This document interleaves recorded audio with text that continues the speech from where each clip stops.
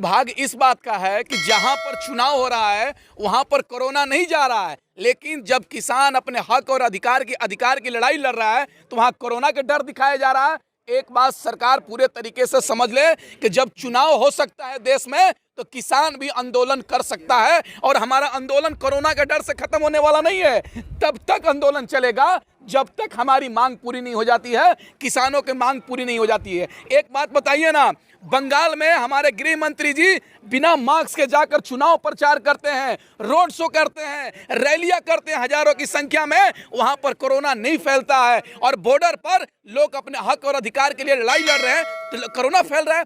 तुम लॉकडाउन लगा लो या कुछ भी कर लो, हम पीछे हटने वाले नहीं हैं। हम अगर तुम लॉकडाउन भी दिल्ली में लग जाता है तो हम सोशल डिस्टेंस का पालन करते हुए आंदोलन करेंगे, और तब तक करेंगे जब तक हमारी मांग पूरी नहीं हो जाती। एक बात सुनिए, कोरोना 1 साल का हो गया, लॉकडाउन 1 साल पहले लगा हुआ था, 1 साल हो गया। एक बात बताइए, 1 साल का बच्चा कहाँ जाता है? स्कूल में जाता है, वो तो रैली में जाता नहीं है। इसलिए मोदी जी स्कूल बंद करवा रहे हैं लेकिन रैली बंद नहीं करवा रहे हैं। दुर्भाग्य इस बात का है कि देश के आम नागरिकों को ये लोग कोरोना के नाम पर भूखे मारना चाहते हैं। देश के आम नागरिकों को, बच्चों को, गरीब के बच्चों को जिनके पास लैपटॉप नहीं है, मोबाइल नहीं है, ऑनलाइन पढ़ाई के नाम पर उनको जाहिल बनाना चाहते हैं कि लोग सवाल नहीं करें। लेकिन सर वो लोग आज कहाँ गए जो लोग कह रहे हैं कि जमात ने कोरोना देश में फैलाया है? आज कुंभ चल रहा है।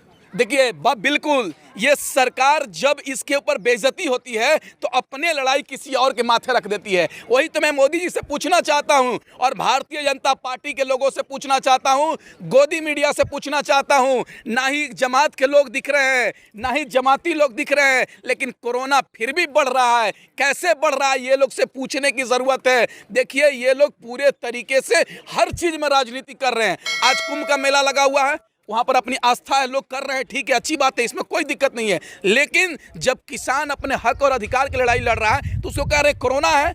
भाई, कोरोना हम लोग को नहीं होगा, कोरोना उसको होगा जो हराम के खाता है, गरीब के पैसों से ऐश मौज करता है। लॉकडाउन लगे, कुछ भी लगे, हम इसी बॉर्डर पर रहेंगे और तब तक रहेंगे जब तक हमारी मांग पूरी नहीं हो जाती है। लेकिन मोदी जी ने अपने कई भाषणों में कहा कि एमएसपी है और एमएसपी रहेगी, लेकिन गेहूं पे एमएसपी है, क्या उस पे आप खरीद तो हो ही नहीं रही है? 1950 कई जगह तो कांटे ही नहीं लगे सरकारी। जानते हैं, ये सरकार को मैं सैकड़ों बयान सुना सकता हूं, जो मोदी जी कहते हैं रहेगा वो निश्चिंत रूप से नहीं रहेगा। उन्होंने कहा कि हर साल 2 करोड़ युवाओं को रोजगार देंगे, रोजगार छीन लिए। रेल बिकने नहीं दूंगा, रेल बिक दिए। कसम इस धरती माँ का, मैं देश नहीं बिकने दूंगा, देश नहीं झुकने दूंगा। लेकिन देश को भी झुकाने का काम कर रहे हैं और देश को भी बेचने का काम कर रहे हैं। एक बात सुनिए, 1965 रुपए धान का कीमत है। आज देखिए सरकार कहाँ एमएसपी है। बिहार का और देश के तमाम हिस्सों का किसान 1200 रुपये, 1300 रुपये कुंटल धान बेचने पे मजबूर है। ये सरकार किनने को तैयार नहीं है। गेहूं का एमएसपी का रेट सरकार तय कर रही है, लेकिन आज भी किसान गेहूं के औने पौने भाव में बेचना पड़ रहा है। अगर एमएसपी रहता तो किसानों की मांग, किसान एमएसपी पे नहीं अड़े रहता। ये जान रहा है किसान कि ये सरकार जो एमएसपी तय करती है उस पे कानून नहीं बना हुआ है। कोई भी व्यापारी एमएसपी पे कानून से अनाज नहीं खरीदता है। इसीलिए कह रहा है किसान कि एमएसपी पे कानून बना दीजिए। जो भी व्यापारी, जो भी कंपनी एमएसपी से नीचे खरीदेगा वो जेल जाएगा। यही तो किसान मांग रहा है। क्यों मोदी नहीं सुन रहे हैं? एक बात सुन लीजिएगा, ये सरकार पूरे तरीके से नहीं बोलते हैं, दिल है ना मुंह में आ गया है। ये लोग का मुंह से गाज फेंक दिए हैं। ये सरकार जल्दी 2 तारीख के बाद यहाँ पर आएगी, 2 तारीख के बाद, तब किसानों से मांग पूरी करेगी। एक बात सुनिए ना, हमारे देश का प्रधानमंत्री कह रहे हैं 2 मई दीदी गई, ये नारा लगाते घूम रहे हैं, और हमारा देश का जवान छत्तीसगढ़ में शहीद हो जाता है। गृह मंत्री क्या कर रहे हैं? देश का किसान अन्नदाता बॉर्डर पर बैठा हुआ है, और ये कृषि मंत्री बंगाल चले जा रहे हैं प्रचार करने के लिए। शर्म करो भारतीय जनता पार्टी के लोगों। हम ही लोगों ने वोट देकर तुमको प्रधानमंत्री बनाया है, लेकिन तुम हमारी दर्द को नहीं समझ रहे हो। तो सुन लो, जिस वोट के माध्यम से तुमको हम प्रधानमंत्री बनाए हैं, उसी वोट के माध्यम से तुम्हारी सरकार को भी गिराने का काम करेंगे। उत्तर प्रदेश में भारतीय जनता पार्टी को पूरी तरीके से हराना है, और देश में जहां भी चुनाव होगा देख लीजिएगा भारतीय जनता पार्टी का जमानत जब्त होने जा रहा है।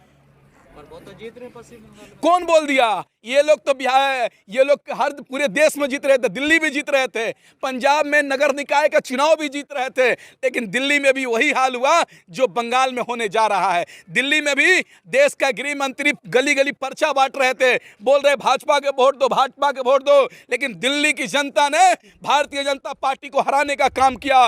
बंगाल और असम, तमिलनाडु और तमाम राज्य का, पांचों राज्य की जनता मालिक ये भारतीय जनता पार्टी को हराने का काम करेगी, तब जाके इन लोग का घमंड टूटेगा। और अभी भी यूपी की जनता ने तो जिताया ना बीजेपी। जिताएगी तो फिर आपको तो बोल ही रहे हैं कि देश की जनता ने भारतीय जनता पार्टी को उम्मीद के तौर पर देख रहा था कि ये मोदी जी प्रधानमंत्री बनेंगे तो युवाओं को रोजगार मिलेगा, महिलाओं को सुरक्षा होगा, देश की आय दोगुनी होगी, किसान मालामाल हो जाएगा, किसान खुशहाल हो जाएगा। लेकिन देश का प्रधानमंत्री मोदी जी बनते ही देश के युवाओं को सड़क पर लाने का काम किया, देश का अन्नदाता भगवान किसान को भी सड़क पर लाने का काम किया। तो ये सरकार हमको नहीं चाहिए जो सरकार देश के आम नागरिकों को सड़क पर खड़ा करने का काम करेगी। इस सरकार को हम लोग उखाड़ फेंकने का काम। सरकार का बिल्कुल सहयोग नहीं करेंगे अगर वो कहती है कि आम लोगों की मदद के लिए कोरोना का प्रोटोकॉल का।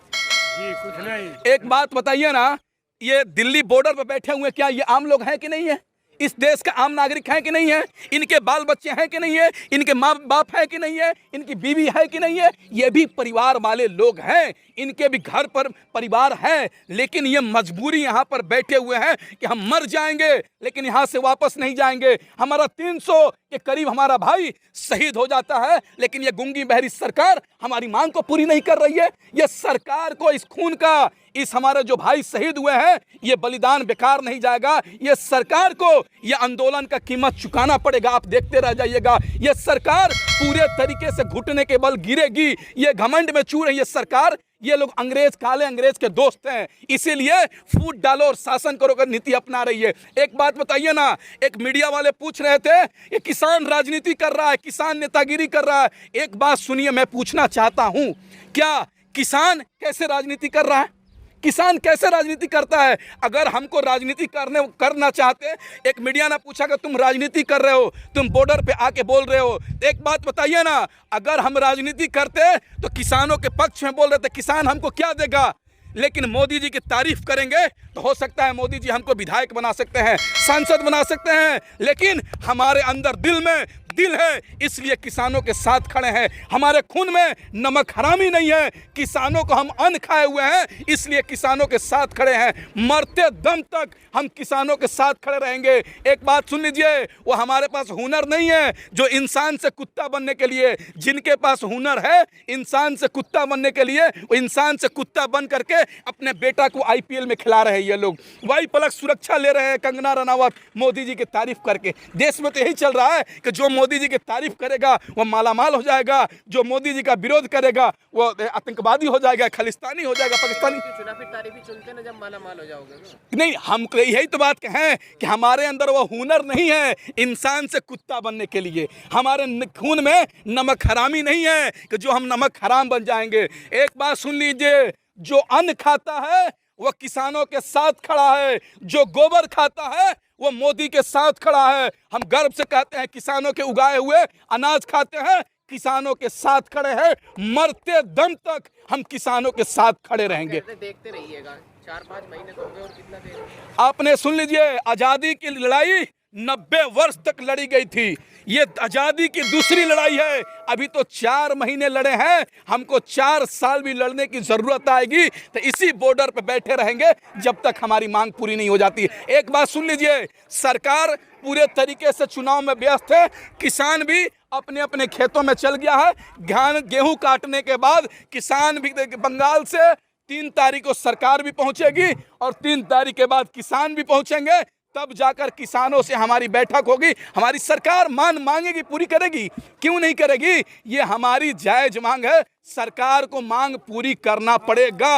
एक आखिरी सवाल आपसे, 14 अप्रैल को तमाम किसान जो हैं बॉर्डर पर हैं वो डॉक्टर भीमराव अंबेडकर की जयंती मना रहे हैं, कैसे देख रहे हैं? बिल्कुल, देखिए बाबा भीमराव साहब अंबेडकर ने संविधान बनाया, उस संविधान के तहत हम लोकतांत्रिक तरीके से धरना प्रदर्शन कर सकते हैं। ऊंच नीच का भेद मिटाया गया, हमें एकजुटता का परिचय दिखाया गया। इसलिए 14 तारीख को हम बाबा भीमराव साहब के अंबेडकर का जयंती मनाएंगे और देश की जनता को संदेश देंगे और सरकार को भी संदेश देंगे।